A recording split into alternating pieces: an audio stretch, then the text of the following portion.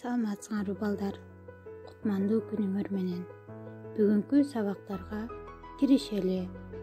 Окуу китептериңерди алып, дептер калем сабыңарды даярдап, экранга жакыныраак келип жайгашып олтургула.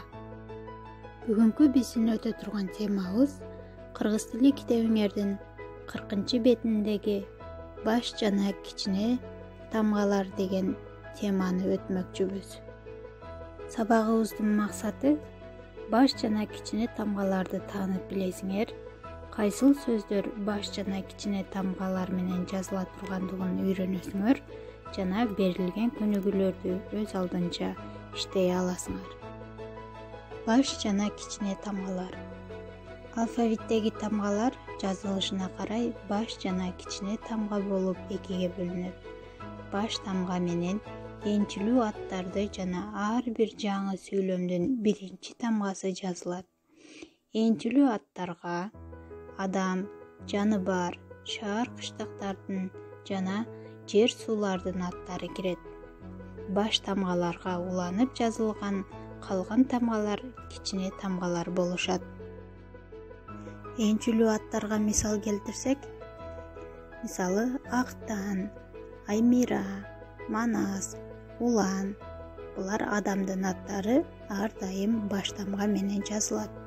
Ал эми жер суу, шаарлардын аттары Жалал-Абад, Талас, Бишкек, Кыргызстан жана башка ушул сыяктуу жер суу, шаар өлкөлөрдүн аттары ар дайым баш тамга менен жазылат. Булар энчилүү аттар. Эми көнүгүү иштеп көрөлү. 118 көнүгүү. Тексттин экинчи бөлүгүн андан ары улантып окугула, сүрөт боюнча сүйлөп бергиле. Манастын Таласка көчүп келиши. Экинчи бөлүк. Акылман Кошой дилиндеги сөздү айтты. Алышар душман, басташар жоо көп. Азган тозгон кыргызга Манасты кан көтөрүп алалы. Кабыланым Манас 40 уруу кыргыздын касиеттүү уулу болуп, кас душмандан ата журтуңду сакта. Эгер бирөө кол салса, ажалым жетип өлбөсөм, тууңдун түбүндө туруп берем.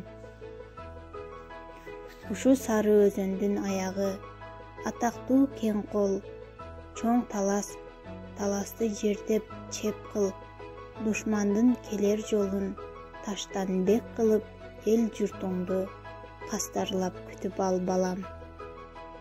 Сөздүктөрдү жаттап алгыла балдар. Дилиндеги деген сөз оюндагы деген сөздү билдирет. Азган тозгон, кыйналган. Кастарлап, сыйлап деген сөздүн маанисин билдирет. 119 көнүгүү. Суроолорго жооп бергиле. Манас эли менен каяктан келе жаткан? Эмне үчүн?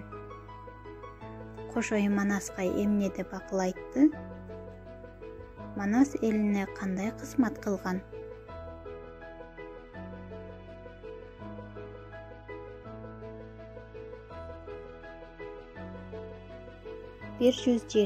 Көнүгүү. Текстте баш тамга менен жазылган сөздөрдү дептериңерге көчүрүп жазгыла.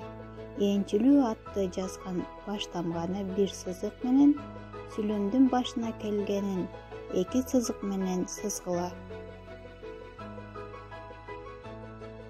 Мисалга, Акылман Кошой деген сөздү алалы. Акылман деген бул сөздүн башында келип жатат, ошон үчүн бул баш тамга менен жазылат. Кошой деген бул адамдын аты, энчилүү ат. Сөздүн башында келген баш тамганы биз кандай дедик эле? 2 сызык менен сызабыз дегенбиз.